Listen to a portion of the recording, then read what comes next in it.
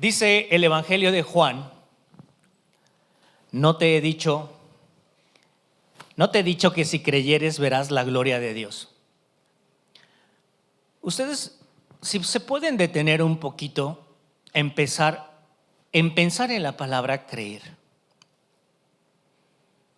¿Cuál es la antítesis de la palabra creer? Pues la palabra es no creer. Y particularmente esta es una de las más grandes realidades, no tan solo de las personas cuando Jesús vino a la tierra a predicar el testimonio de Dios en su propia persona. Es el siempre del hombre. Antes de que Cristo viniera a nuestras vidas, nosotros ya estábamos ocupados. Cuando vino a la vida de Pedro, ¿Pedro a qué se dedicaba? Era pescador. Y tenía una particular manera de ser, una particular manera de pensar y una particular manera de vivir. Cuando vino a Mateo también tenía una particular forma de ser y él era un recaudador, era un personaje que se dedicaba a los tributos.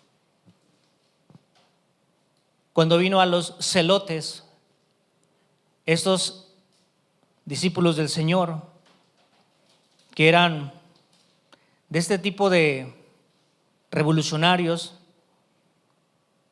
de este tipo de personas que tenían siempre una actitud de resistencia en contra de Roma. Y todo el mundo tenía una forma de pensar, como tú y como yo. Y este ha sido realmente el problema a lo largo de todos los tiempos. Asumir que lo que pensamos está bien, independientemente de lo que piense Cristo. Y nos ha causado mucho problema. Nos causa mucho problema. Afecta nuestras emociones y afecta nuestras determinaciones. Y eso ha sido, eso va a ser y eso será siempre. Pero la invitación del Señor Jesús es muy importante a estas mujeres llamada Marta y llamada María particularmente. Se está dirigiendo a una y le está diciendo: no te he dicho que si creyeres verás la gloria de Dios. Hacía muchas veces que había vivido Jesús en la casa de Marta y María, porque particularmente los enemigos de Jesús siempre fueron los de su casa, los fariseos, de allá los de Jerusalén. Señor, apenas te querían apedrear y ahí vas otra vez. La forma de pensar de Jesús nunca fue exactamente igual, nunca empató con el pensamiento del fariseísmo, con el pensamiento de los sacerdotes, con el pensamiento de los escribas, con el pensamiento de todos los judíos. Nunca fue igual. Y ese es el problema. El problema es que todo lo que vamos a mencionar se da en un marco muy especial. En un marco que rebasa los límites de nosotros y rebasa más allá de lo que podamos entender. Pero si estamos hablando de Dios, estamos hablando de Cristo, estamos hablando de Jesús, que es la resurrección, es muy importante que cada vez que nosotros tengamos la oportunidad de exponernos al evangelio al que ustedes tienen, tengamos la particular actitud de decirle: Dios, permíteme entender la palabra desde lo que piensa tu Espíritu Santo. Porque siempre estamos defendiendo puntos de vista y hacemos de un lado el punto de vista del Señor. Y la palabra de Dios tiene algo en particular, siempre va a echar abajo todos los estereotipos. Es que así me enseñaron, es que así lo escuché, es que así lo entendí. Siempre vas a tener conflictos con él. Todos los estereotipos y todos los paradigmas que en la vida a veces tenemos, Cristo los hace pedazos. Porque su pensamiento es único y siempre o le entendemos a tiempo o sabrás del conflicto que viene para que veas que él piensa mejor. Y esta es la situación. No te he dicho que si creyeres verás la gloria de Dios. A mí, ¿para qué me sirve Jesús si no le creo lo que dice? Si no voy a ver su gloria. Sí, lo puedo recibir en casa, puedo darle un plato de sopa caliente, puedo tenerle una cama, puedo tenerle un techo, puedo refugiarlo del frío, porque allá en su pueblo no lo quieren. Y viene de vez en vez, él viene a Betania. Pero Jesús sigue siendo responsable y sigue siendo amoroso, y es por eso que va a promoverse y va a aprovechar una situación límite, una situación crítica, de manera que el hombre pueda ver su gloria. A veces uno puede decir que cree en el Señor, pero cuando el Señor sabe nuestras condiciones, nos lo va a demostrar y nos va a decir que no, y nos va a enseñar de qué manera es que Él lo hace. No importa que de repente la situación límite se extralimite desde nuestra perspectiva personal. Y el asunto es que tienen ellas a un hermano que ha muerto, un hombre llamado Lázaro. Y es precisamente en este Juan 11:40 que el Señor está desafiando a una mujer para que rompa su manera de pensar y piense como Él es, que vaya más allá de lo que ella ya sabe. Y la muerte, precisamente la muerte, es una de las realidades que más podrían causar todo tipo de impresiones. Y yo creo que a cualquiera la muerte le causa un problema. Hay veces cuando está uno medio sano, medio fuerte, uno hasta se puede alardear, decir, de algo me voy a morir, no le tengo miedo a la muerte. Y por favor, cumpla con la dieta. No, me quiero morir lleno. Ándale pues. Cuando ya están tocando los de la funeraria fuera de su casa, entonces ya no se quiere uno morir. Entonces uno está pidiendo que le hagan lucha. Órenme por favor. Mientras fue uno completamente un irresponsable. La muerte, piensen en eso. ¿Qué significa la muerte? La palabra muerte es necraos, y eso quiere decir incapacidad total. La muerte impresiona a todos. Y esta es una realidad, no es una realidad más, sino que es nuestro fin, o es el fin de todas las cosas en este mundo. Todo termina. Cuando llega la muerte, todo termina. Nada puede más hacer el hombre. Todos los proyectos, todos los planes, todos los deseos, todos los sueños son abruptamente cancelados. No hay, hubiera hecho yo aquello, hubiera hecho lo otro, hubiera tenido esta actividad, no hay hubieras, todo se acaba. Y esta realidad llamada muerte nos causa tantas cosas porque indubitablemente un día habremos de tener una cita con ella. La angustia es que no sabemos ni cuándo ni cómo. La historia de un hombre llamado Lázaro y sus hermanas se desarrolla en una pequeña aldea, dice la palabra de Dios, en esa aldea llamada Betania. Es un inmejorable marco, pues el nombre de Betania significa la casa de la miseria o la casa de la aflicción. Y nosotros vivimos en una gran Betania llamada mundo, donde todo el tiempo es miseria y donde todo el tiempo es aflicción. Era en Betania en donde el Señor podía tener o encontrar lo más parecido a un hogar y a una familia. Pues esta familia de su amado amigo, de su amada amiga y de su otra amada amiga, ellos le brindaban, como ya lo había mencionado, el techo de su casa. Y durante el ministerio del Señor Jesús existió una constante, y esto es bien importante, Él siempre iba para allá, y esto es lo que yo quiero que ustedes lo consideren, y ojalá tengan la oportunidad de leer el Evangelio de Juan, y de verdad no lo lean por leerlo, no es un libro, no es una novela, no es un cuento vaquero, no es un libro de Calimán, es la palabra de Dios. Tienen que detenerse a leerla con oración y con meditación. En este Evangelio de Juan, nosotros podemos ver esta actitud de esta gente porque desde que comenzó el ministerio del Señor Jesús hubo una constante.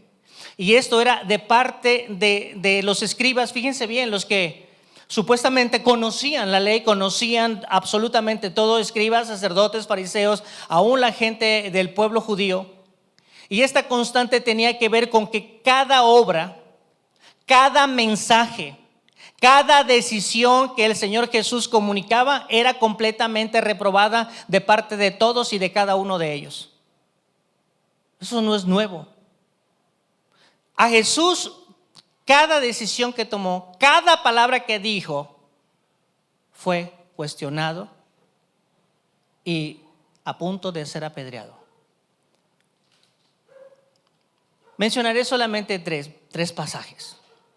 En esos 3 pasajes ya ustedes pueden leer los otros capítulos anteriores. En Juan 8, 48, ven ustedes esto. Respondieron entonces los judíos y le dijeron: ¿no decimos bien nosotros que tú eres samaritano y que tienes demonio?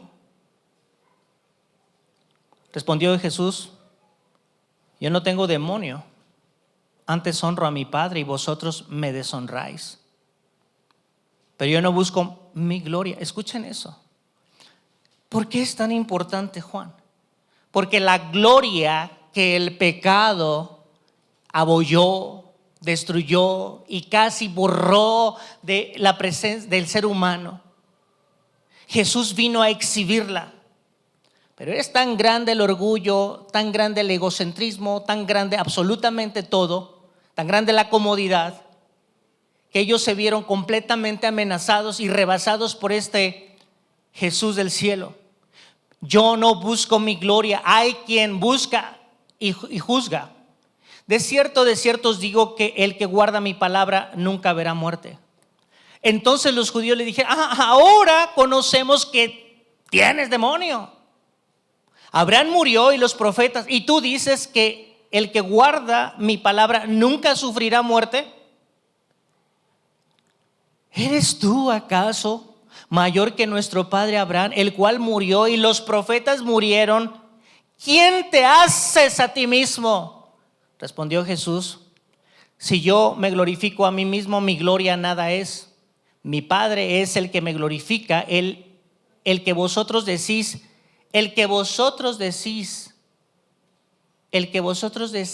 que es vuestro Dios. Pero vosotros no le conocéis, mas yo le conozco. Y si dije que no le conozco, sería mentiroso como vosotros. Pero le conozco y guardo su palabra. Abraham, vuestro padre, se gozó de que había de venir mi día y lo vio y se gozó. Entonces le dijeron los judíos: aún no tienes 50 años y has visto a Abraham. Jesús le dijo: de cierto os digo, antes que Abraham fuese, yo soy. Ese es un pasaje de entre tantos pasajes en donde el pensamiento del hombre no se parece al de Cristo. No importa que diga que le conoce, no importa que diga que lo sabe, eso es lo que menos importa. ¿Y sabes qué le dijeron? Estás endemoniado, eres un loco, blasfemo. Y este es el punto. El impacto del pecado en el pensamiento del hombre fue tan letal, fue tan brutal, que el hombre no puede distinguir entre su mano izquierda y entre su mano derecha, hablando espiritualmente. Le dijeron loco, endemoniado. ¿Quién le dijo? Los que decían que conocían a Jesús. No tiene fíjense bien, de verdad no entendían ni de qué iban en la vida. Este es un ejemplo. No estoy hablando ahora de la preeminencia de Cristo, que siempre existe porque Él es eterno.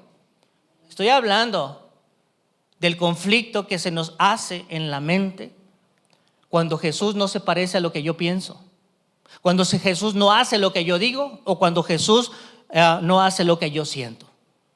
En Juan 9 del 35 al 41, Juan 9 del 35 al 41 dice algo bien interesante. A ver, 9 del 35.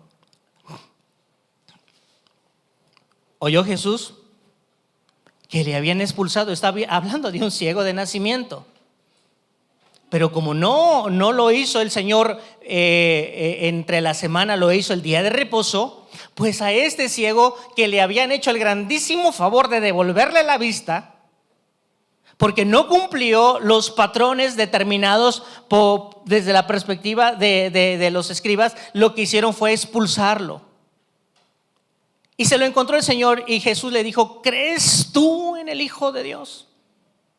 Respondió él y le dijo: ¿quién es, Señor, para que crea en él? Le dijo Jesús: pues le has visto y el que habla contigo, él es. Y él le dijo: creo, Señor, y le adoró. Dijo Jesús: para juicio he venido yo a este mundo. Escuchen esto está terrible, esto es bien interesante, esto es sublime. Dice la palabra: para que los que no ven, vean, y los que ven sean cegados. Entonces algunos de los amigos de Jesús, de estos apartados, de estos fariseos que estaban con él, al oír esto le dijeron: ¿acaso nosotros somos también ciegos? Jesús le respondió: si fuerais ciegos, no tendríais pecado. Mas ahora, porque decís vemos, vuestro pecado permanece. Así es el Señor. Tú dices que entiendes, tú dices, bueno, está bien, no habré de mover eso. Pero tiene una actitud con el ignorante, con aquel que le hizo el favor y no lo había visto. Se lo volvió a encontrar, le dijo: ¿crees tú en el Hijo de Dios? Es sumamente importante poder tener esta actitud de poder definitivamente siempre poner nuestros pensamientos. Cada vez que evangelizo a alguien y me preguntan de qué religión es, yo les digo: no predico religión, predico el evangelio. No predico ninguna religión. Y la doctrina que predico no tiene el sesgo adventista, no tiene un sesgo bautista, no tiene un sesgo testigo de Jehová, porque es el único evangelio y el evangelio, y Dios va a juzgar a todos conforme a su evangelio. Entonces, ¿para qué me hago perder el tiempo? Es el evangelio. Sí estoy en una iglesia bautista porque queremos tener una predicación, la doctrina más sana. Pero hasta en la iglesia bautista ha habido cosas que no están bien. Entonces me concreto a predicar solo la escritura, solo la fe y solo la gracia. Y vean ustedes aquí, si fuerais ciegos, no tendríais pecado. Pero como se justifican diciendo que saben, entonces su pecado va a permanecer. Los sanos, dijo el Señor, no tienen necesidad de médicos, sino los enfermos. Y en Juan 10:10, del 35 al 39, vean ustedes, siempre tuvo conflictos, siempre. Unos tratando de decirle: nosotros tus propias escrituras las entendemos a nuestra manera y tú estás mal. Juan 10, 35 al 39. Si llamó dioses a aquellos a quienes vino la palabra de Dios y la escritura no puede ser quebrantada, al que el Padre santificó y envió al mundo, vosotros decís, escuchen eso, tú blasfemas. O sea, ya faltarle el respeto al Hijo de Dios por la ignorancia y la oscuridad que hay en sus corazones. Una actitud muy beligerante, muy peligrosa también. Dice: al que el Padre santificó y él envió al mundo, vosotros decís, tú blasfemas, porque dije, Hijo de Dios sois. Si no hago las obras de mi Padre, no me creáis. Mas si las hago, aunque no creáis en mí, creed a las obras, para que conozcáis y creáis que el Padre está en mí y yo en el Padre. ¿Y sabes qué hicieron? Ve el versículo 39. Y procuraron otra vez a prenderle, pero él se escapó. ¿De dónde?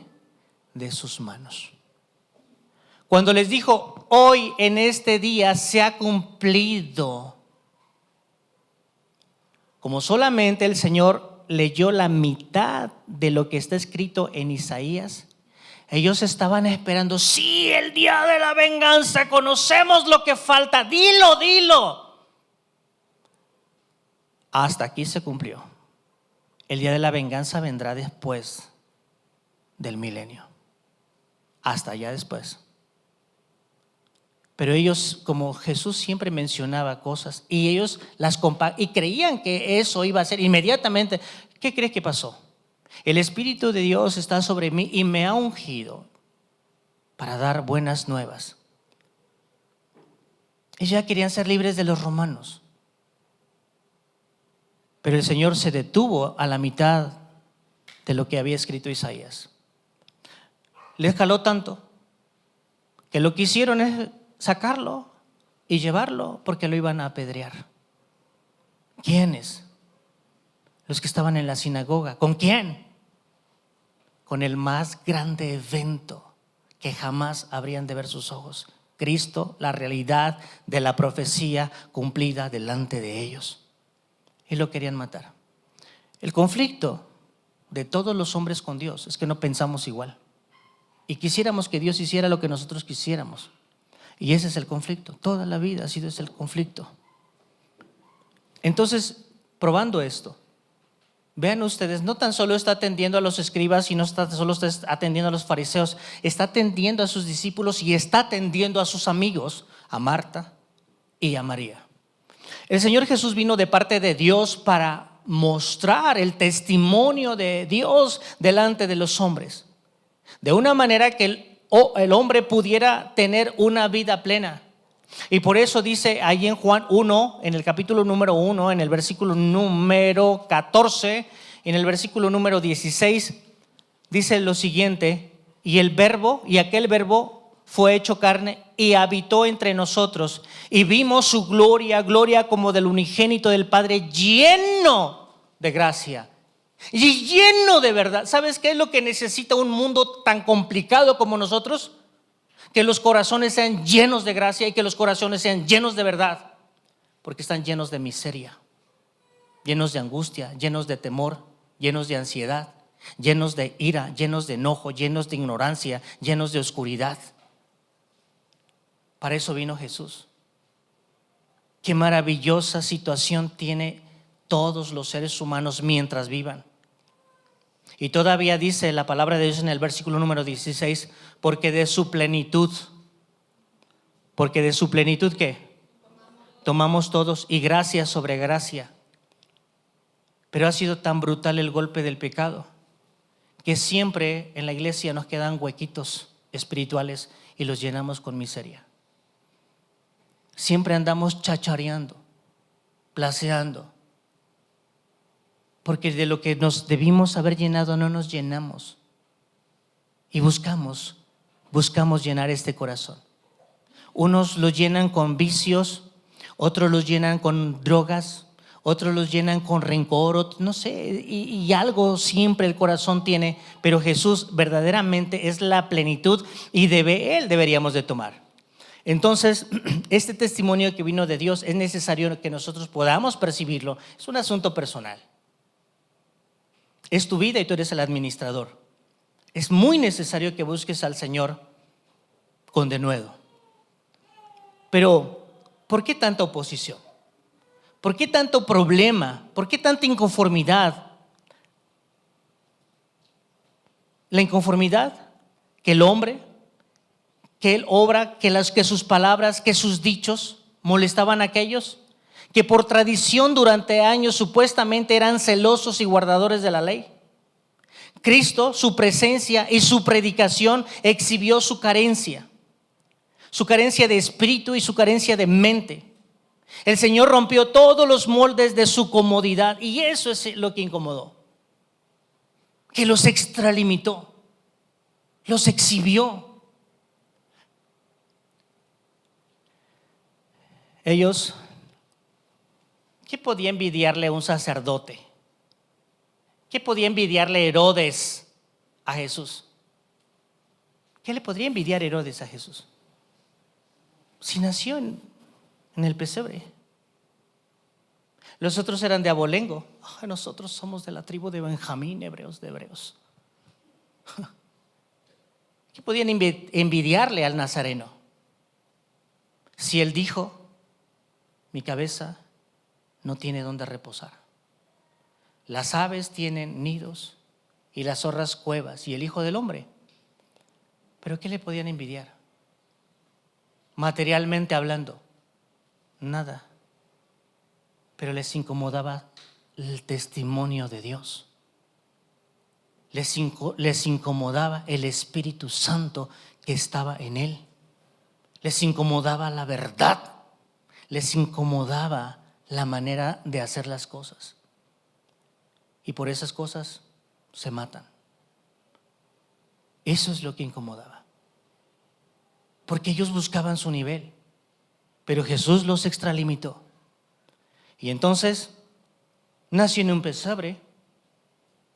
No era rico como ellos, sin embargo su comunión con su Padre, el Espíritu de verdad que reposaba en él, era suficiente para que el hígado les reventara. Todo le cuestionaban, con nada estaban de acuerdo, y se les hacía imposible verle lo que él era. No podían reconocerle que era el Hijo de Dios y le decían, ¿saben cómo le decían? ¿Que era el hijo de quién? El hijo del carpintero. Lo vamos a acomodar en su lugar. Es un blasfemo. Este no es hijo de Dios. Este es el hijo del carpintero. Así es el hombre. Siempre le descalificaron. Todo el tiempo. Por eso el Señor Jesús llora cuando dice: Jerusalén, Jerusalén, que matas a los profetas y apedreas a los que a ti son enviados. ¿Cuántas veces quise juntar los pollos como la gallina junta sus pollos bajo sus alas? Y no. Hermanos, cuando hablábamos de la depravación del hombre, no estábamos, vean ustedes hasta dónde llegó el pecado. No estábamos diciendo, y escúchenme bien, no estábamos diciendo que el hombre depravado no puede hacer cosas buenas. Sí puede hacer cosas buenas, pero sus decisiones a veces no hacerlas. ¿Se acuerdan ustedes de un niño llamado José?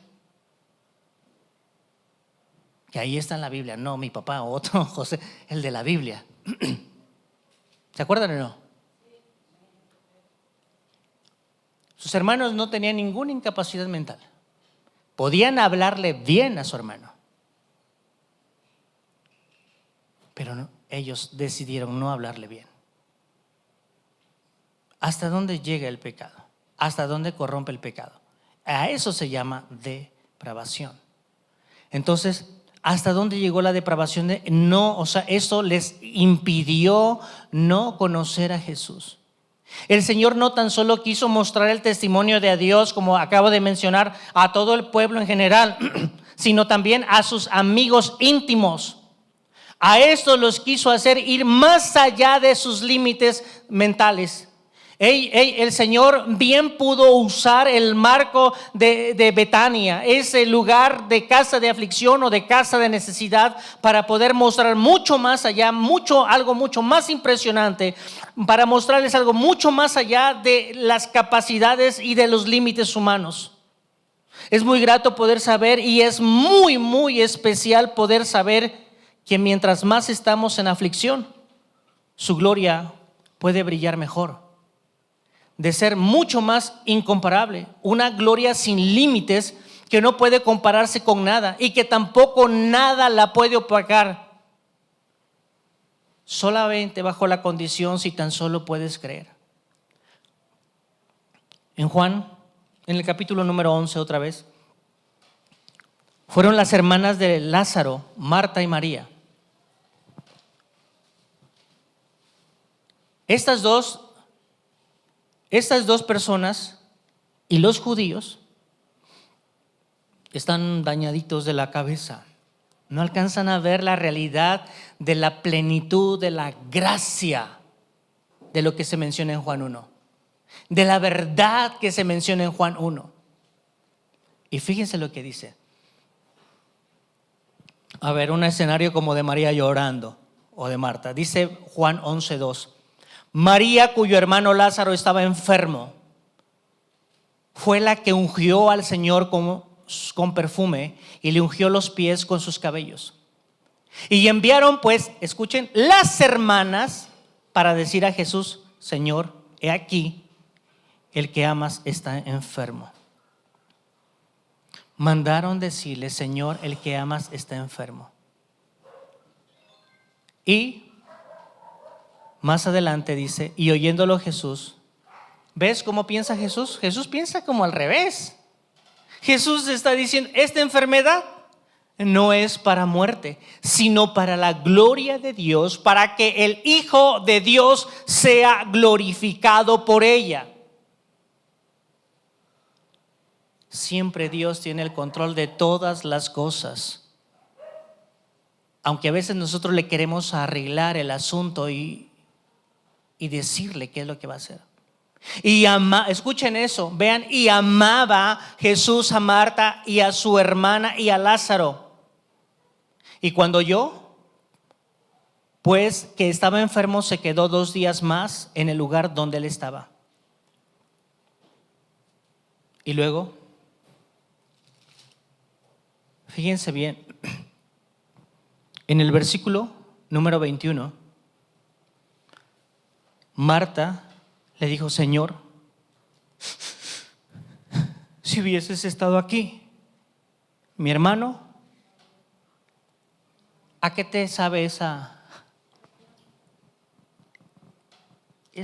declaración? Si hubieras estado aquí, ¿qué? Mi hermano no hubiera muerto. ¿A qué te sabe?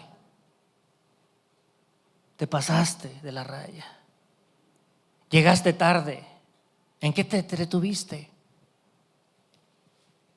Pero él dijo: esta enfermedad no es para muerte, sino, escuchen bien, todas las cosas que nos pasan en la vida son para la gloria de Dios. Si lo ves bien, y si no, pues lo vas a padecer. Y es la parte que uno no entiende. Por eso la gente sufre, patalea, no entiende. No es para muerte, es para gloria de Dios.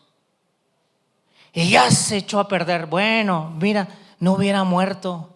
Y luego, más adelante, en el versículo número 32, ahora María con la misma situación, y Dios atendiendo el pensamiento y la cosmovisión de María y de Marta y de los judíos, y le dice: María, cuando llegó a donde estaba Jesús, al verle se postró. Esta tiene una actitud más reverente, pero de todo modo es lo mismo, diciéndole: Señor, si hubieras estado aquí, no habría muerto mi hermano. Versículo número 37, ahora miren los judíos. Y algunos de ellos dijeron: no podía este que abrió los ojos a los ciegos haber hecho también que Lázaro, ¿qué? Que Lázaro no muriera.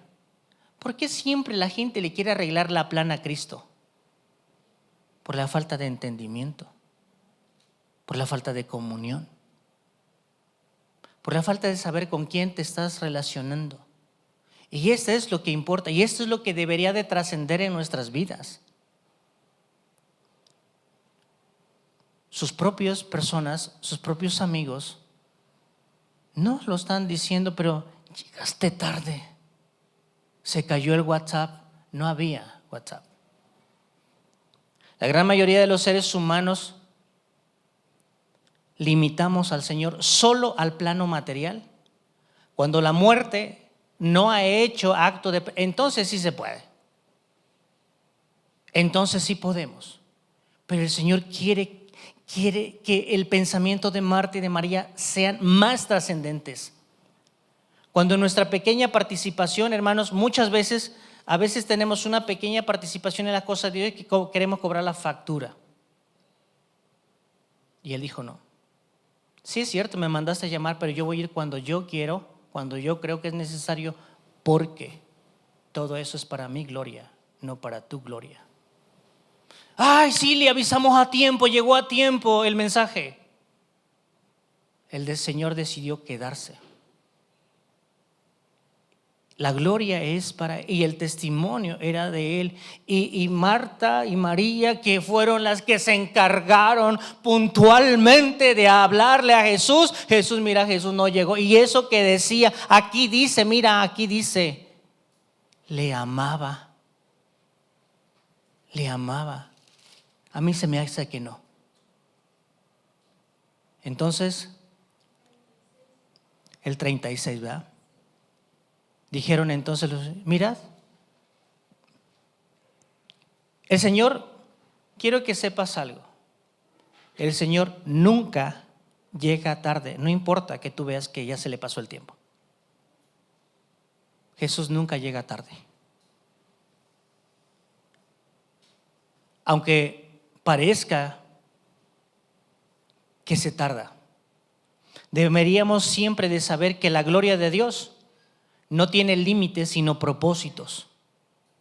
Los apóstoles estuvieron con el Señor cada vez, en cada crisis, en cada situación límite, de manera que pudieran conformar ellos un pensamiento adecuado al pensamiento del Señor.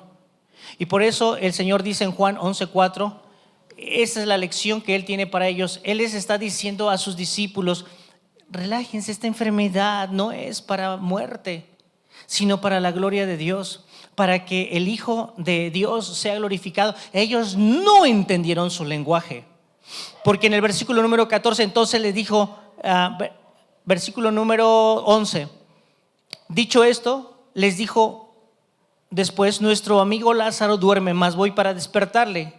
Fíjense lo que ellos dijeron. Dijeron entonces sus discípulos, Señor, si duerme sanará. Pero Jesús decía esto de la muerte de Lázaro y ellos pensaron que hablaba de reposar el sueño. O sea, no hay cómo entender. Entonces Jesús les dijo claramente, Lázaro se murió. Y ahora vean ustedes, vean a Jesús mientras todo el mundo está friqueado. Jesús dice, y me alegro por vosotros de no haber estado allí para que creáis, mas vamos a Él. Siempre es así con el Señor. Nos va a desafiar a ir más allá de nuestra comodidad, más allá de lo que creemos donde tenemos nosotros el control. Eso siempre va a pasar. Eso significa vivir en un desierto. Y cada vez, como fueron los judíos en el desierto, cada tiempo les hacía levantar su campaña de manera que no se acostumbraran. Una realidad muy poco común y nos confundimos, es esta, sufrimos y nos desesperanzamos cuando pensamos que Dios no contesta, o Dios se tarda, o Dios no hace caso a nuestra oración, asumiendo que para que tomemos una respuesta de parte de Dios, esta debe ser exactamente como nosotros la pedimos. Y Dios no contesta como nosotros pedimos. A veces Él ya nos contestó y ni siquiera hemos entendido que nos contestó. Así pasa en la vida. Estamos tan distraídos con lo que nosotros queremos. Había otra cosa mucho más sublime, era mostrar su gloria. Entonces, ¿se imaginan el nivel de atrevimiento que a veces tenemos para con Dios como ellos? Es tragicómico que a veces Él ya nos contestó y seguimos pidiendo, pero para que Él haga como nosotros creemos que lo debe de hacer correctamente. El Señor en la crisis nos está llevando más allá de lo que humanamente somos capaces de poder controlar, porque nos hizo a su imagen y semejanza y Él quiere que veamos la gloria. Y en el 11:23 dice la palabra de Dios, Jesús le dijo, tu hermano resucitará. Tu hermano resucitará. Y nos cuesta horrores poder entender el presente. Podemos tener fe en el pasado o podemos tener fe en el futuro. Pero cuando nos toca la crisis no tenemos fe. Fíjate bien por qué digo eso. Fe en el pasado, versículo número 21. Y Marta dijo a Jesús: Señor, si hubieras estado aquí, mi hermano no hubiera muerto.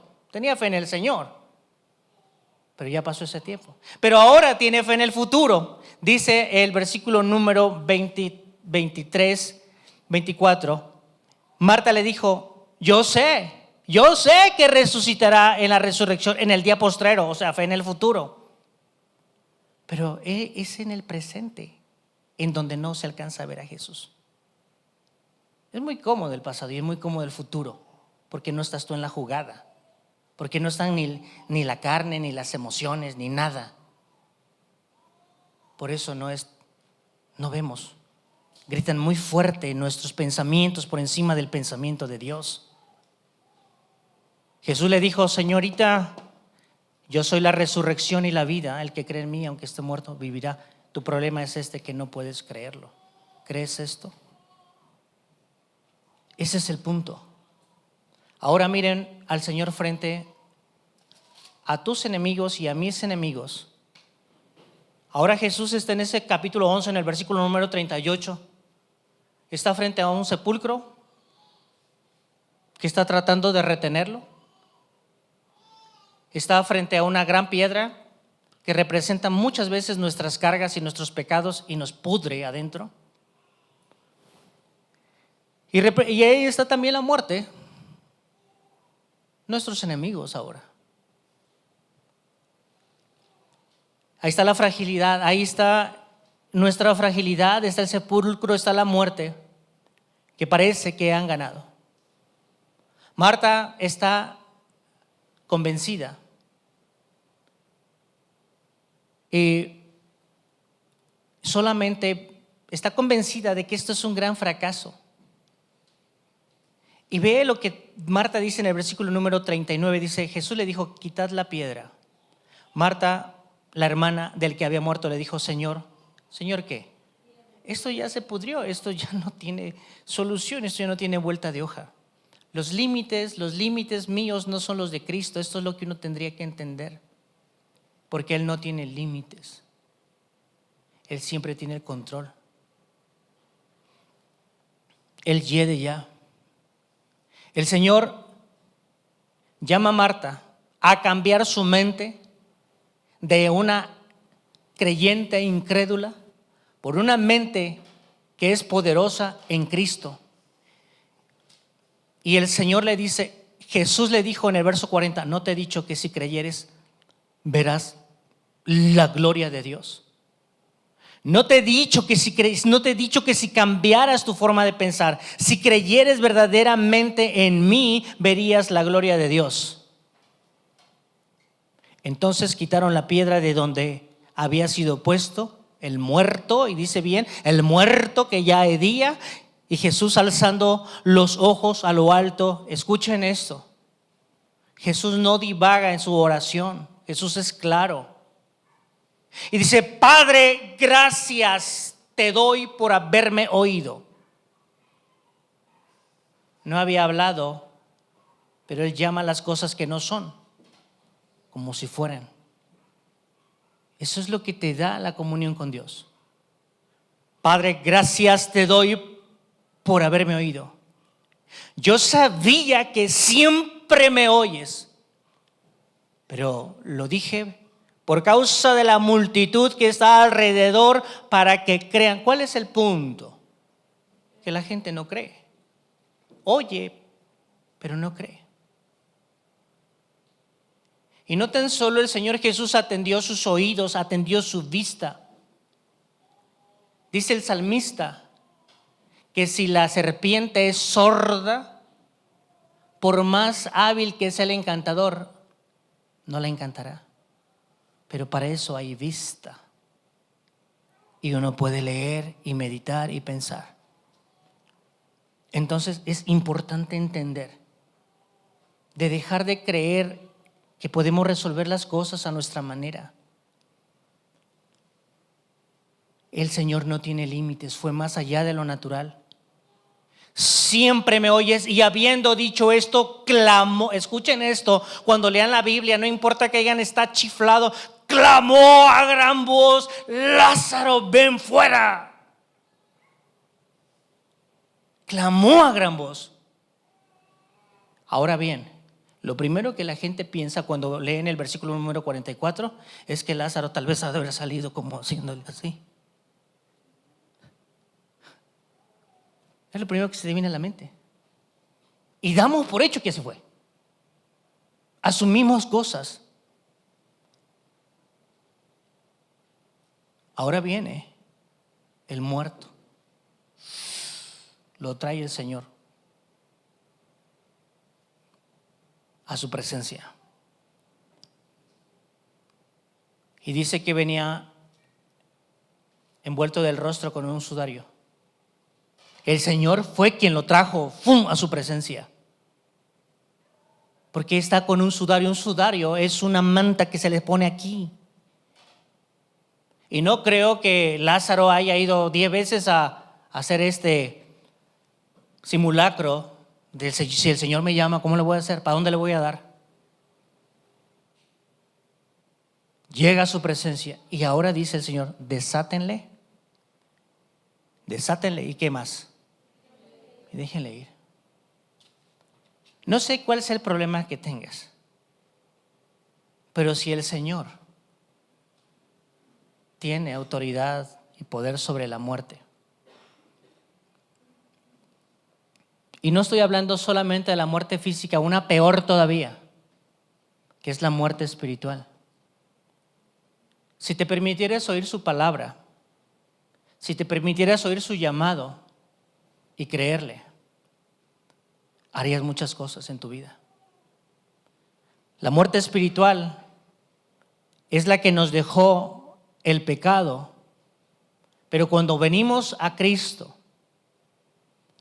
cuando hemos recibido al Señor y hemos oído de nuestro estado putrefacto, porque el pecado hace que uno apeste. ¿Se acuerdan del hijo de este hacendado que le pidió la plata y dijo: yo me voy con las prostitutas? Se acabó todo, pero le cayó el 20 y así como venía todo olorosito, vino acá su padre. No importa lo que hayas hecho, mientras estés vivo puedes oír la palabra de Dios y puedes salir de la podredumbre donde esté uno. Y Dios tiene esa palabra de vida. Por eso dice Efesios 2:1: y Él os dio vida a vosotros cuando estábamos muertos, todavía peor que materialmente, muertos en vuestros delitos y muertos en pecados, en el cual anduviste en otro tiempo siguiendo la corriente de este mundo, conforme al príncipe de la potestad del aire, el espíritu que, escuchen, el espíritu que opera en los hijos de ¿qué?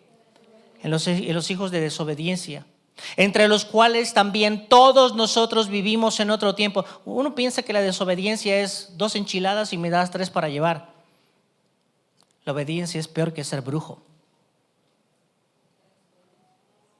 La desobediencia.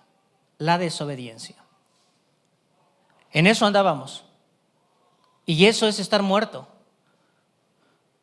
haciendo la voluntad de la carne y de los pensamientos, y éramos por naturaleza hijos de ira, lo mismo que los demás. Por eso dice Juan 3:18: el que en él cree no es condenado, pero el que no cree debería de saber que está muerto espiritualmente, que pende sobre esa persona una sentencia de muerte. Si no se arrepiente mientras viva, su destino será completamente el infierno por toda la eternidad. Por eso es tan urgente que uno predique el evangelio del arrepentimiento. Que uno predique el evangelio del arrepentimiento. Que uno proclame que en Cristo hay vida eterna. Jesús dijo en Juan 3:16: porque de tal manera amó Dios al mundo, que dio a su Hijo unigénito, para que todo aquel que en él crea no se pierda, mas tenga la vida eterna. Así que yo le invito, no le limite a Dios por su incredulidad. No piense que Dios no está obrando, o que ay, no me ha contestado Dios, ya se tardó. Dios tiene propósitos. Siempre tiene Él el control. Que Dios le bendiga.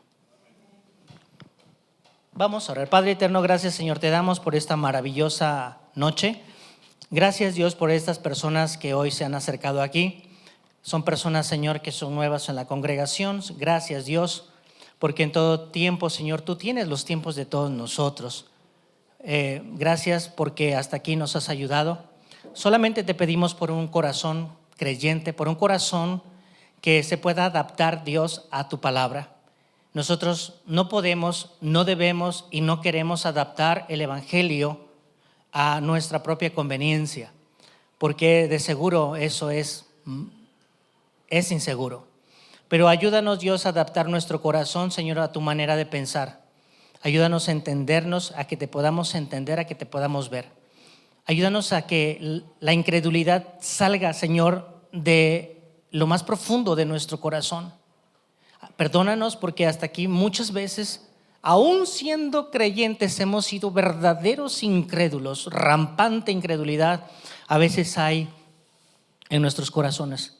Y ayúdanos, Dios, a que tu palabra siga alumbrando poderosamente para andar como de día, sin tropezar en nada. Bendice, Dios, este momento y te pido, Dios, que te quedes con nosotros.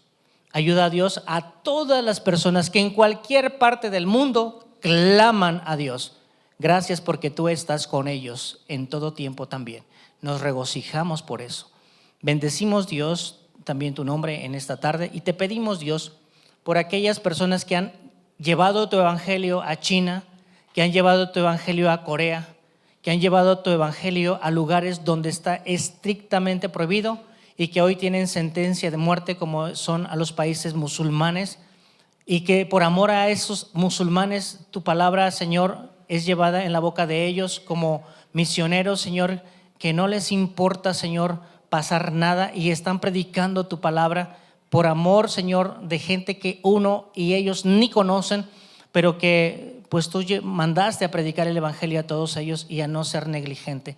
Gracias, Dios, por su vida de estos misioneros que están trabajando y que hoy, Señor, están sentenciados a muerte. Te pido, Dios, que también su fe no les falte.